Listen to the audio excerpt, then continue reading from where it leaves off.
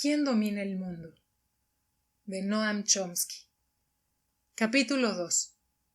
Terroristas buscados en el mundo entero. El 13 de febrero de 2008, Imad Mughniyeh, destacado comandante de Hezbollah, fue asesinado en Damasco. El mundo es un lugar mejor sin ese hombre, declaró el portavoz del Departamento de Estado, Sean McCormack.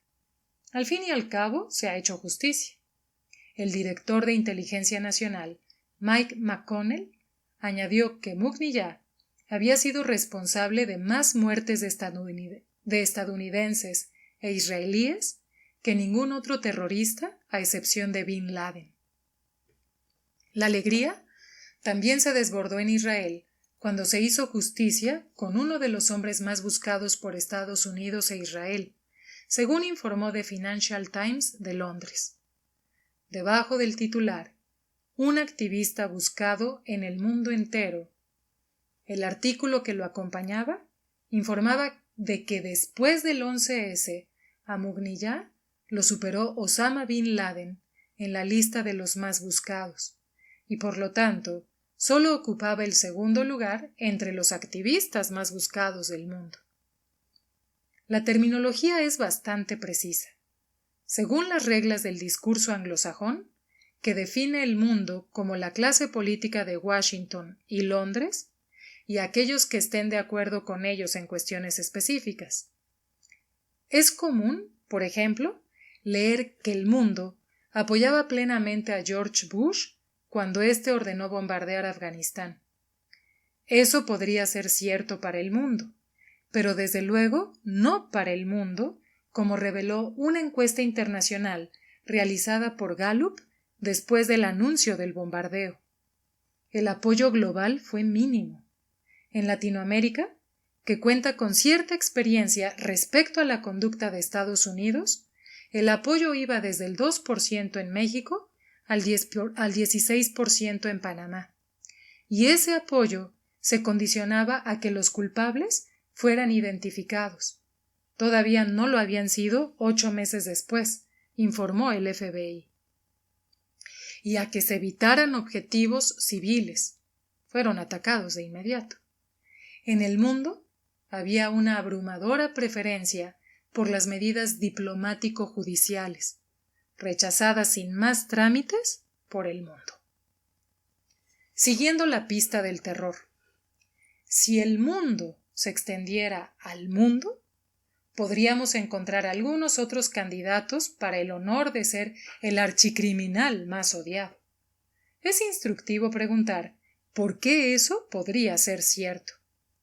The Financial Times informó de que la mayoría de las acusaciones contra Mughniyeh carecían de fundamento, pero una de las pocas veces en las que su implicación pudo determinarse con certeza fue en el secuestro de un avión de la TWA en 1985, en el cual mataron a un buzo de la Marina de Estados Unidos. Aquella fue una de las 2 atrocidades terroristas que llevaron a los directores de periódicos, en una encuesta, a seleccionar el terrorismo en Oriente Próximo como la noticia más destacada de 1985. La otra fue el secuestro del crucero Achille Lauro, en el que un discapacitado estadounidense, Leon Klinghoffer, fue brutalmente asesinado. Eso refleja el juicio del mundo. Es posible que el mundo vea las cosas de un modo ligeramente distinto. El secuestro de Achille Lauro se produjo en represalia por el bombardeo de Túnez, ordenado una semana antes por el primer ministro israelí Shimon Peres. Entre otras atrocidades, su fuerza aérea mató a 75 tunecinos y palestinos con bombas inteligentes que los hicieron pedazos, como explicó gráficamente desde la zona el destacado periodista israelí Amnon Kapeliuk. Washington cooperó al no avisar a Túnez, su aliado, de que los bombarderos estaban en camino, aunque la Sexta Flota y el Servicio Secreto de Estados Unidos no podían desconocer el ataque inminente.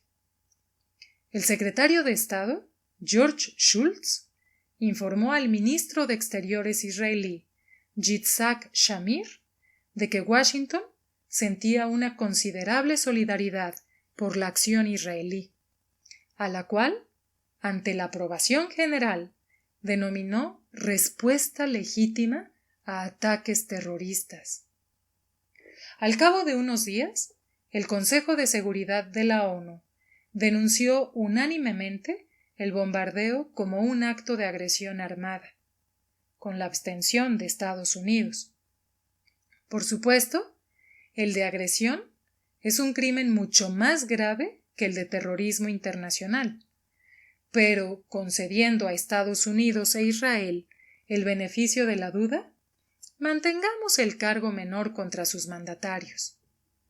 Días más tarde, Pérez acudió a Washington para consultar con el más destacado terrorista internacional del momento, Ronald Reagan, quien denunció el vil azote del terrorismo, de nuevo con la aclamación general del mundo.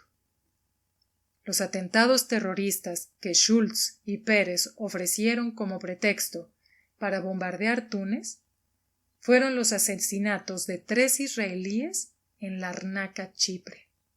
Los asesinos, como reconoció Israel, no tenían nada que ver con Túnez, aunque podrían haber tenido relaciones con Siria. Aún así, Túnez era un objetivo preferible. Estaba indefenso, a diferencia de Damasco, y ofrecía una ventaja adicional. Allí podían matar a más exiliados palestinos. Los crímenes de Larnaca, a su vez, se vieron como una represalia. Se produjeron en respuesta a los habituales secuestros en aguas internacionales, en los que hubo muchas víctimas mortales y muchas personas raptadas y retenidas sin cargos durante largos periodos en prisiones israelíes. La más notoria de estas prisiones ha sido la prisión secreta Cámara de Tortura, conocida como Campo 1391. Puede saberse mucho de ella por medio de la prensa israelí y extranjera. Esos habituales crímenes israelíes son, por supuesto, conocidos por los responsables de los medios de comunicación estadounidenses, y de vez en cuando aparecen como por casualidad. El asesinato de Klinghoffer se vio con justificado horror y es muy famoso. Fue el tema de una aclamada ópera y de un telefilme, así como de debates muy sentidos que deploraban el salvajismo de los palestinos, a los que se calificó como bestias de 2 patas. El primer ministro Menahem Begin, cucarachas drogadas que corretean en una botella. Jefe del Estado Mayor de las Fuerzas de Defensa de Israel, Rafi Eitan. Saltamontes comparados con nosotros, cuyas cabezas deberían ser aplastadas contra las rocas y los muros. Primer ministro Yitzhak Shamir. O lo más común, Arabushim, el equivalente de judío sucio o negrata. Por lo tanto, después de una muestra particularmente depravada del terror causado por colonos y militares, y de la infame humillación en la ciudad de Jalul, Cisjordania, en diciembre de 1982, que molestó incluso a los halcones israelíes, el famoso analista político-militar Yoram Peri escribió consternado que hoy una tarea del ejército es demoler los derechos de gente inocente solo porque son Arabushim, que viven en territorios que Dios nos prometió a nosotros. Esa labor se hizo más urgente y se llevó a cabo con mucha más brutalidad cuando los Arabushim empezaron a levantar la cabeza, unos años después.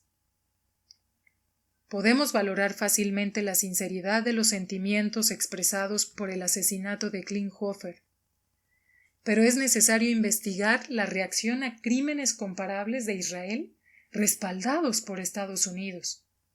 Tomemos, por ejemplo, el asesinato en abril de 2002 de 2 palestinos discapacitados, Kemal Suhayer y Jamal Rashid, por fuerzas israelíes que arrasaron el campo de refugiados de Jenin en Cisjordania.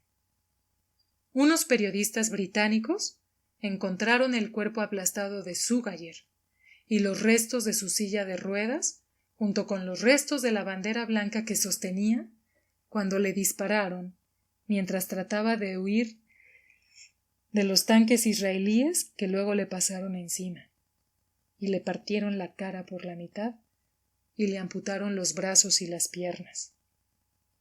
A Jamal Rashid lo aplastó en su silla de ruedas una de las enormes excavadoras israelíes proporcionadas por Estados Unidos cuando demolía su casa en Jenin con su familia dentro. La diferencia de reacción, o mejor dicho, la no reacción, se ha convertido en rutina y es tan fácil de explicar que no requiere mayor comentario. Coches bomba y aldeanos terroristas. Sin duda, el bombardeo de Túnez en 1985 fue un crimen terrorista mucho más grave que el secuestro del Achil Lauro, o en el mismo año, el crimen por el cual su implicación, de Mughniyeh, pudo determinarse con certeza. No obstante, incluso el bombardeo de Túnez tuvo competidores por el premio a la peor atrocidad terrorista en Oriente Próximo aquel destacado año de 1985. Uno de los candidatos fue la colocación de un coche bomba en Beirut, justo en la entrada de una mezquita, programado para que estallara cuando los fieles salieran de la plegaria del viernes. La bomba mató a 80 personas e hirió a 256. La mayoría de las víctimas fueron niñas y mujeres que salían de la mezquita, aunque la violencia de la explosión quemó a bebés en sus cunas, mató a una novia que compraba su ramo de boda e hizo estallar a 3 niños que volvían a casa desde la mezquita. También destrozó la calle principal de un barrio de Beirut densamente poblado, informó 3 años después Nora Bustani en The Washington Post. El objetivo había sido el clérigo chií Mohammed Hussein Fadlallah, quien escapó. El atentado fue obra de los servicios secretos de Reagan y sus aliados saudíes, con colaboración británica, y estuvo autorizado expresamente por el director de la CIA, William Casey, según relata el periodista de The Washington Post, Bob Woodward, en su libro Veil, Las guerras secretas de la CIA, 1981-1987. Poco se sabe además de los hechos concretos. Gracias al respeto riguroso, a la doctrina de no investigar nuestros propios crímenes, a menos que se tornen demasiado notorios para contenerlos, en cuyo caso la investigación puede limitarse a algunas manzanas podridas de bajo rango que naturalmente actuaron de forma descontrolada. Un tercer candidato al premio del terrorismo en Oriente Próximo de 1985 fueron las operaciones Puño de Hierro del primer ministro Shimon Peres en los territorios del sur del Líbano, entonces ocupados por Israel, violando el mandato del Consejo de Seguridad. Los objetivos eran lo que el alto mando de Israel llamó aldeanos terroristas. Los crímenes de Peres, en aquel caso, alcanzaron nuevas cotas de brutalidad calculada y asesinato arbitrario, en palabras de un diplomático occidental conocedor de la región, una valoración ampliamente corroborada por la cobertura en directo. No obstante, carecen de interés para el mundo y, por lo tanto, permanecen sin investigar, según las convenciones usuales. bien podríamos preguntarnos de nuevo si esos crímenes se encuadran en el terrorismo internacional o en el mucho más grave crimen de agresión, pero concedamos una vez más el beneficio de la duda a Israel y sus avalistas en Washington, y mantengamos el cargo menor. Todos esos son unos pocos de los incidentes en los que podrían pensar personas de otras partes del mundo al considerar una de las pocas veces en que Imad Mughniyeh estuvo claramente implicado en un crimen terrorista. Estados Unidos también acusó a Mughniyeh de ser el responsable del devastador atentado suicida con 2 camiones bomba contra un cuartel ocupado por marines de Estados Unidos y paracaidistas franceses en el Líbano en 1983, en el que murieron 241 marines y 58 paracaidistas, así como de un ataque anterior en la Embajada de Estados Unidos en Beirut, en el que hubo 63 víctimas mortales, un golpe particularmente grave, porque se celebraba una reunión de agentes de la CIA.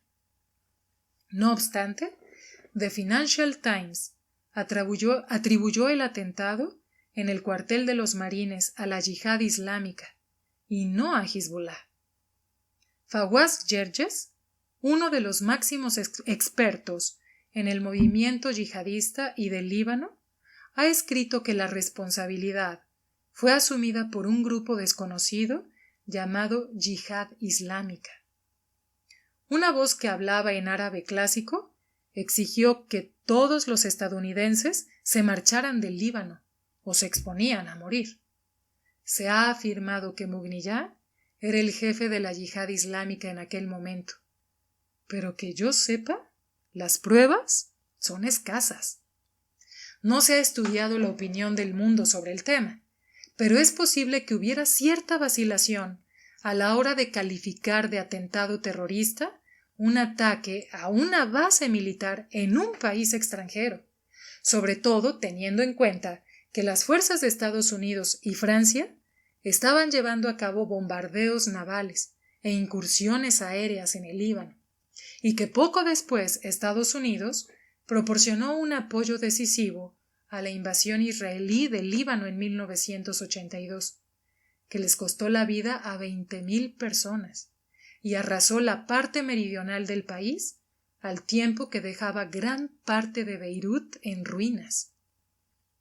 La operación fue finalmente cancelada por el presidente Reagan cuando la protesta internacional se hizo demasiado intensa para ser desoída después de las masacres de Sabra y Shatila.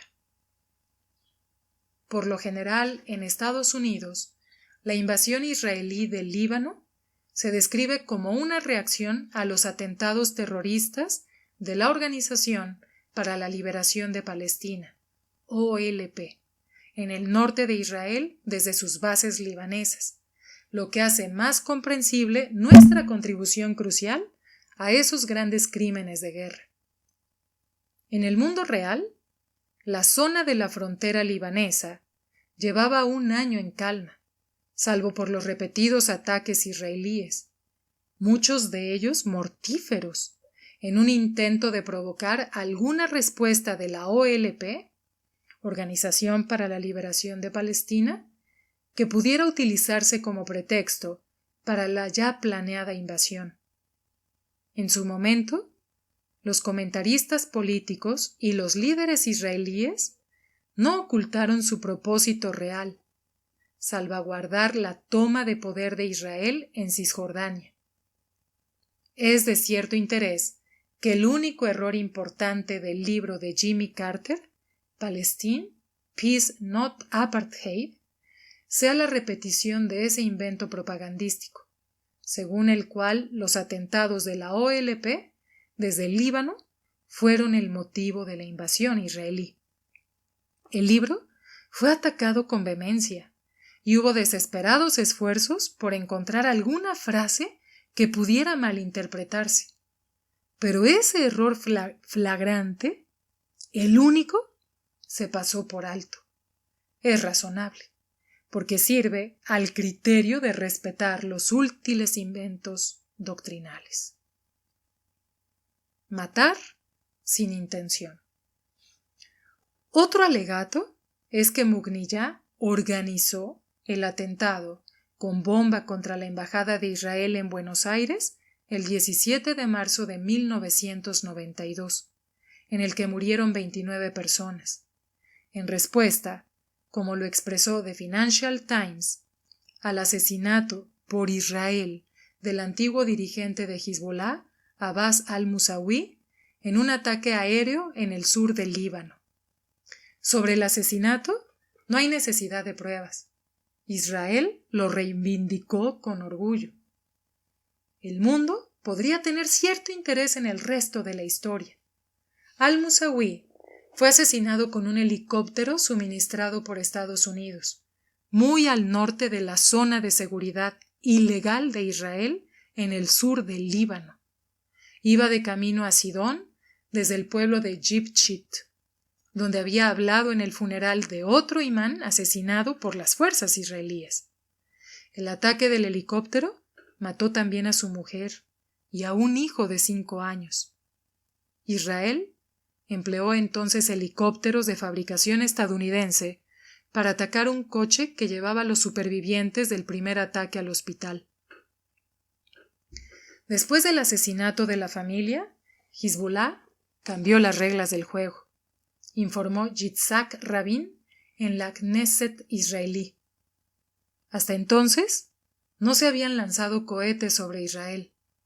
Las reglas del juego habían sido que Israel podía llevar a cabo ataques asesinos a voluntad en cualquier lugar del Líbano, y Hezbollah solo respondía dentro del territorio libanés ocupado por Israel. En cambio, después del asesinato de su líder y familia, Hezbollah empezó a responder a los crímenes de Israel en el Líbano, lanzando cohetes hacia el norte de Israel. Esto último, por supuesto, son intolerables actos de terrorismo. Así que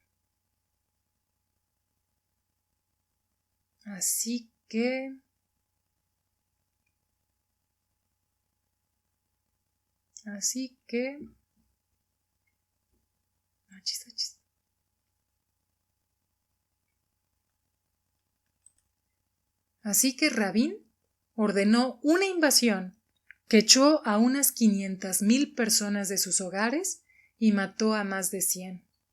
La implacable ofensiva israelí llegó hasta el norte del Líbano. En el sur, el 80% de la población de Tiro huyó y Nabatilla quedó reducida a una ciudad fantasma. El 70% del pueblo de Jibchit quedó destruido, según un portavoz del ejército israelí que explicó que la intención era destruir el pueblo por completo debido a su importancia para la población chií del sur del Líbano. El objetivo general era borrar los pueblos de la faz de la tierra y sembrar la destrucción alrededor de ellos, como describió la operación un alto oficial del mando norte israelí. Jibchit podría haber sido un objetivo particular porque era el hogar del jeque Abdul Karim Obeid, secuestrado y retenido en Israel varios años antes. La casa de Obeid recibió el impacto directo de un misil, informó el periodista británico Robert Fisk, aunque los israelíes presumiblemente estaban disparando a su mujer y sus 3 hijos.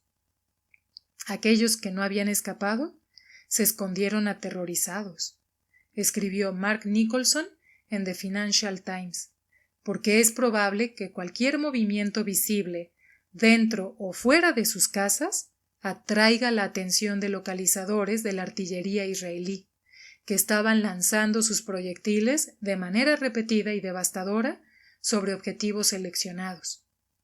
Hubo momentos en los que los proyectiles de artillería cayeron en algunos pueblos a un ritmo de más de 10 disparos por minuto. Todas aquellas acciones recibieron el apoyo firme del presidente Bill Clinton, quien comprendía la necesidad de enseñar con severidad las reglas del juego a los Arabushim. Y Rabin emergió como otro gran héroe y un hombre de paz tan diferente de las bestias de 2 patas, saltamontes y cucarachas drogadas.